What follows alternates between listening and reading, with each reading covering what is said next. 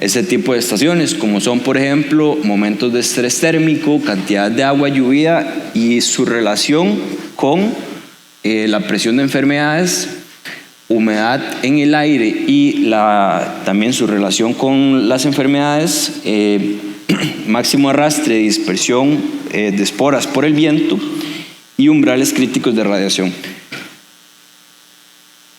Tal vez un ejemplo de esto es una tesis donde se relacionaron mediciones climáticas como temperatura promedio, temperatura máxima, humedad relativa, con condiciones de enfermedades tan importantes como la cigatoca negra, y que esto ha generado modelos predictivos muy importantes que se han venido utilizando.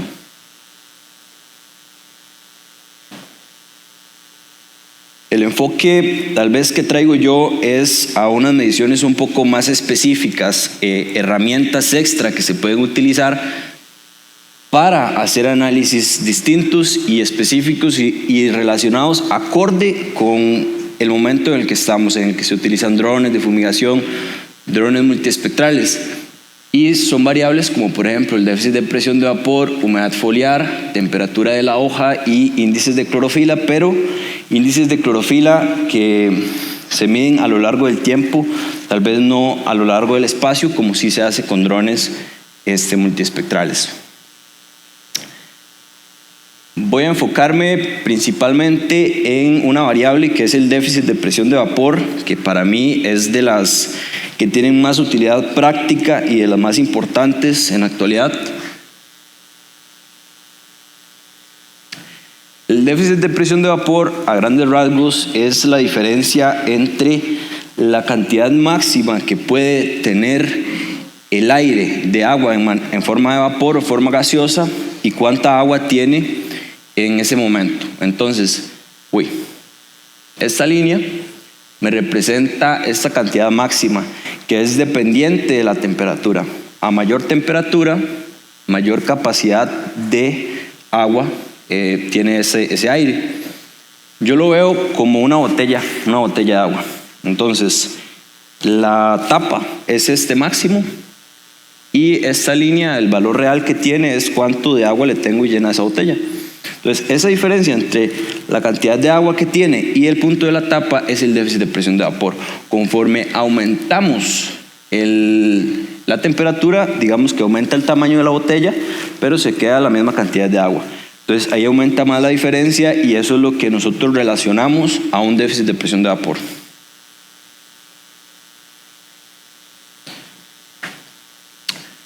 ¿Y cuál es la utilidad? Apertura estomática principalmente. Es un indicador bastante sensible de lo que es cuando tenemos un momento de actividad en la planta. A valores inferiores a 0.2 kilopascales tenemos una condición demasiado húmeda en el ambiente que no genera suficiente diferencial de potencial hídrico para que la plantación pueda transpirar. Entonces ahí tenemos un momento de riesgo de condensación. Después tenemos el rango de 0.2 a 1.5 kilopascales. Estos umbrales pueden variar ligeramente dependiendo de la literatura que se consulte, pero a grandes rasgos por ahí anda. Y aquí lo que tenemos es un buen balance de aire, de radiación y de agua. Entonces tenemos estomas totalmente abiertos, máxima conductancia estomática y un óptimo fijación de carbono. Y después, por encima de 1.5, lo que tenemos es una condición de cierre estomático por una condición de aire muy seca. De ahí que podemos definir condiciones y qué es lo que pasa en cada uno de esos rangos. Por ejemplo, de 0.7 hacia abajo tenemos efectos como lo son baja nutrición radicular, baja translocación de nutrientes, mayor susceptibilidad a hongos, bacterias y omicetas, limitada apertura estomática, limitada fotosíntesis e intercambio gaseoso, se detiene el crecimiento de la planta y tenemos una pérdida de rigidez y de estructura de hojas y frutos. Al otro extremo completamente tenemos cuando está superior a 1.5, que tenemos un cierre estomático, deshidratación y pérdida de turgencia por la planta y frutos, deficiencias nutricionales, inclusive producción de etileno y ácido abscísico y disminución significativa de la fotosíntesis. Este es un gráfico de tal vez una demostración de por qué el VPD es un indicador bastante sensible de esto. Tenemos el tiempo en minutos y esta línea nos indica la conductancia estomática de una hoja con respecto a un cambio brusco que se le hace de VPD, de un rango óptimo a un rango de cierre estomático. Entonces se ve en los primeros 7 minutos cómo incrementa su apertura estomática por el microclima que tiene esa hoja, pero inmediatamente empieza a descender y ya para los 20 minutos tenemos un cierre estomático.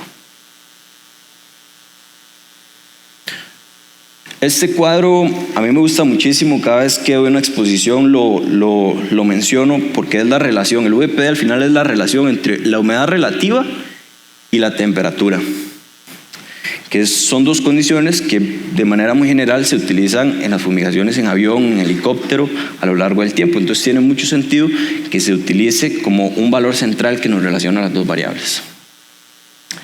Este primer caso, tengo una matriz donde este es el rango ideal. Para plantaciones recién sembradas, recién establecidas, el rango es distinto de plantas en su estado vegetativo o en su estado de floración. Entonces, para una temperatura de 22 grados, una humedad relativa de 72% nos indica un punto ideal para hacer una aplicación para detectar su planta activa. Ahora, ¿qué pasa cuando tenemos una plantación en su estado vegetativo? Ella tiene mayor capacidad de soportar aires más secos para estar en su punto óptimo. Entonces, a la misma temperatura, siguiendo con el mismo ejercicio, una humedad de 62% nos indica este rango óptimo. Y cuando tenemos unas plantaciones en etapa reproductiva, pues soporta aún más. Para la misma temperatura, un 50% de humedad relativa nos indica un punto óptimo.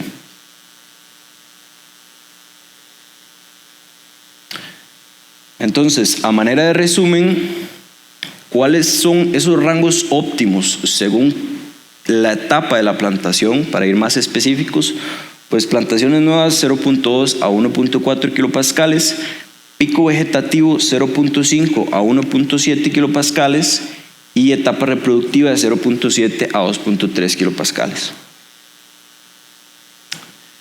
Este déficit de presión de vapor pues se puede obtener de diferentes maneras y bueno, lo que tal vez yo tengo más experiencia es en este tipo de dispositivos que se colocan en campo y que están midiendo la condición específica de la planta. Sin embargo, con un medidor de estos que valen 7,000 colones también se puede calcular el VPD porque tiene la humedad relativa y la temperatura. Y de la misma forma hay equipos más avanzados como por ejemplo una cámara estomática que nos va a tomar el VPD directamente en puntos de la hoja. Este déficit de presión de vapor lo hemos venido relacionando con estos sensores inalámbricos de superficie que utilizamos y una utilidad muy práctica que le hemos dado es en la parte de fumigación con drones. Este es un ejemplo de Daniel Rojas que fumiga en la zona central, zona sur. Y lo hemos venido relacionando con esto que son las ventanas de spray según el VPD, según la radiación y según la velocidad del viento. Entonces acá por ejemplo tenemos una condición de VPD bajo que dentro del rango ideal estamos en el segmento bajo. De las 3 de la mañana a las 6 de la mañana tenemos una ventana en ese rango. Entonces en ese rango hemos encontrado que un tamaño de gota de 230 a 240 micrómetros es ideal para que la aplicación sea lo más eficiente posible. Aparte, una reducción de la velocidad del vuelo y esto nos evita que se atrape el ingrediente activo en la humedad del ambiente y también el uso de aceite vegetal para evitar el lavado del producto. Ya pasamos en el mismo día otra ventana que es a las 7 de la mañana. donde tenemos un rango de VPD más ideal de 1 kilopascal. Bajo ese rango hemos detectado que de 300 a 320 micrómetros es un tamaño de gota ideal para esa fumigación. Y aparte, el uso de siliconados con un efecto dispersante, o sea, un efecto que introduzca el ingrediente lo más rápido posible, nos ha sido bastante efectivo. Y por último, dentro del rango aceptable, tenemos el rango alto, que ahí es aproximadamente a las 8 de la mañana. Y ahí la condición que hemos visto es, 350 a 380 micrómetros. Incrementamos el tamaño de gota para tener una tasa de evaporación más lenta y usar coayudantes adherentes en combinación con dispersantes a baja dosis. Estos dispersantes para generar mayor peso de gota, porque si vemos, no solo está la condición de VPD, sino también la condición de velocidad del viento, que fue 11 kilómetros por hora. Entonces ahí ocupamos un peso de gota más grande para que descienda. Ya de manera más específica, esto lo hemos venido implementando en las fincas por medio de dashboards con análisis, porque un sensor puede generar muchísima información. Eso es lo que llamamos Big Data. Esos sensores de nosotros generan datos horarios y generan 40 métricas. Entonces, de todas esas métricas, ¿cómo uno las convierte en algo comestible o útil? Entonces, hemos venido implementando lo que son dashboards contextualizados con interpretaciones. Para este caso, un VPD de 8 nos genera una interpretación de cuál es el tamaño de gota adecuado y cuál es la condición que está experimentando la planta, que es máxima apertura estomática, alta absorción de nutrientes y alto nivel de fotosíntesis. Ya relacionado con otro tipo de variables que se pueden generar en campo, como son la temperatura de la hoja, la radiación solar y el VPD, quise mostrarles cómo se ve esto a lo largo del día, de las horas del día, y cuando la temperatura de la hoja también nos refleja que la planta está activa. Estas barras azules son el diferencial entre la temperatura de hoja y la temperatura del aire. Cuando tenemos una hoja más fría que el aire, de manera general tenemos mayor apertura estomática. Entonces, esto es una planta C3, café. ¿Qué es lo que vemos? De las 5 de la mañana a las 8 de la mañana hay apertura estomática con un efecto mucho más marcado a las 8 de la mañana. Entonces, este sería un momento bastante adecuado para hacer una aplicación. Posteriormente, de las 9 a la 1 o a las 12, tenemos cierre estomático, tenemos una hoja más caliente que el ambiente. Entonces, aquí tenemos 4 horas de cierre estomático donde la planta está reduciendo la fotosíntesis. Y en la tarde tenemos un momento o una ventana un poco más amplia de 4 horas.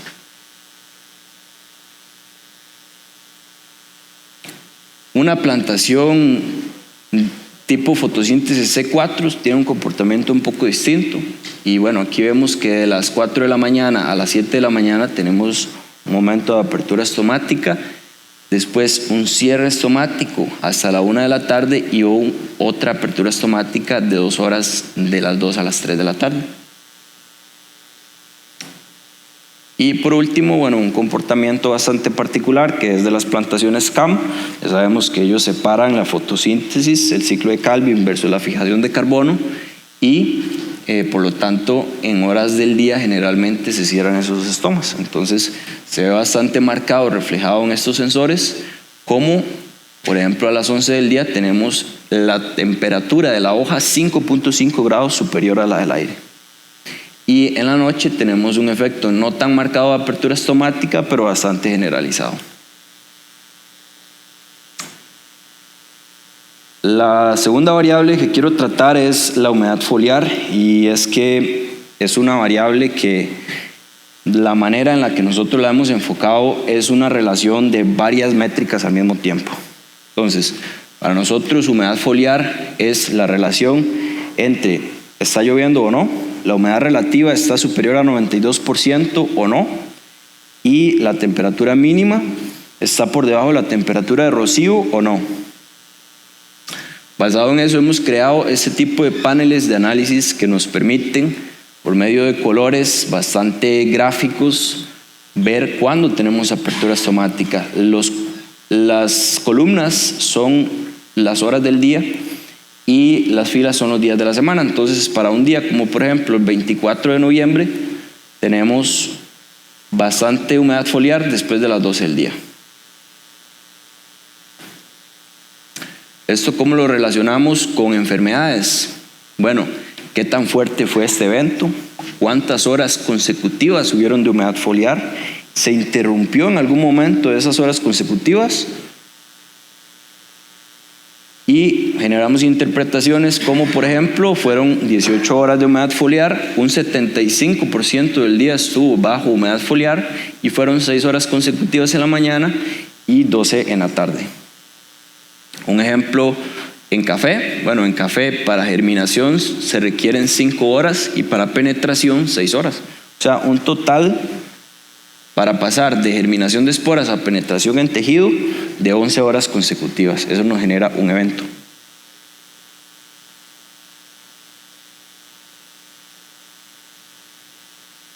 Y para la sección de radiación separada por bandas, tal vez aquí metiéndome un poco en la exposición que ahora va a dar Carlos Saito sobre imágenes espectrales. Bueno, la gran diferenciación de este tipo de sensores más novedosos es que traen sensores de radiación que miden el espectro en distintas bandas. Entonces esto apoya bastante a lo que son las imágenes de dron, porque tenemos una medición espectral de la plantación diariamente, sin importar si hay nubosidad, sin importar si está lloviendo, vamos a tener esa medición día a día. Bueno, basado en los principios de en qué sector del espectro de radiación absorbe la clorofila A, B y el betacaroteno, sabemos que principalmente en el espectro rojo es donde tenemos respuesta de la plantación, aparte de en el sector verde, que es donde tenemos reflejo, por eso vemos la plantación verde. De ahí sacamos, el principio de que la radiación incidente en una hoja puede tomar distintos caminos, no siempre se va a transformar en fotosíntesis, en fotoasimilados. Puede absorberse, puede disiparse en forma de calor y por eso vemos una temperatura de hoja mayor cuando la planta cierra los estomas, porque no está transformando energía lumínica en energía química. Puede transmitirse o atravesar la hoja o puede reflejarse. Entonces, de aquí que surgen gráficos como estos para entender en qué parte del espectro la planta refleja, en qué parte transmite. Entonces vemos, por ejemplo, que en el sector rojo hay una apertura. Aquí hay baja transmitancia y baja reflectancia. Entonces tenemos un espacio de absorción. Mientras que en el NIR tenemos alta reflectancia y alta transmitancia. Entonces esto, el sector del NIR nos ayuda bastante a detectar contenidos vegetativos de clorofila en las plantas. Entonces, de ahí que hemos venido utilizando este índice de clorofila green, que utiliza la banda NIR de 840 a 860 nanómetros era la banda NIR, y la banda green de 550 a 560.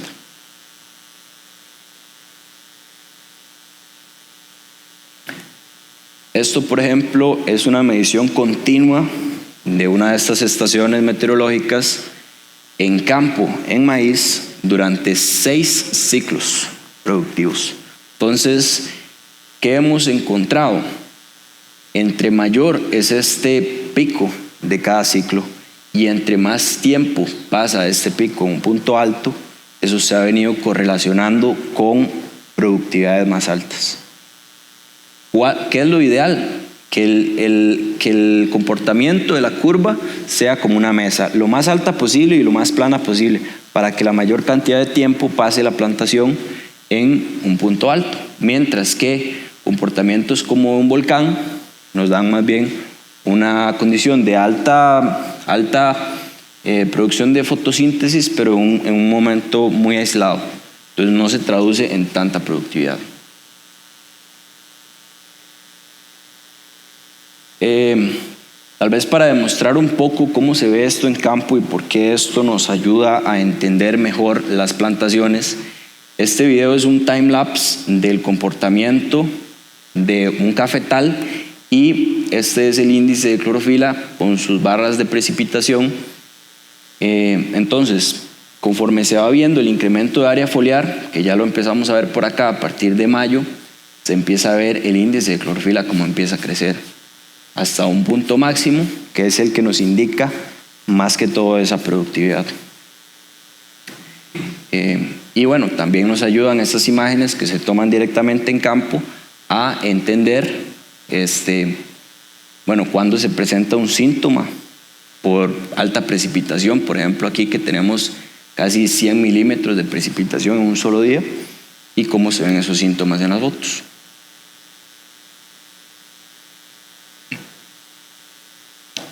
De mi parte, esta era la información que quería traer, tal vez bastante enfocado en la utilidad de algunas variables más que en los tipos de equipos que existen. Sin embargo, espero haber transmitido un mensaje con respecto a empoderar o a promover el uso de tecnologías en campo y en fincas, porque nos ayudan bastante y lo hemos visto y lo hemos vivenciado. Y sin más, doy paso al siguiente conferencista. Muchas gracias.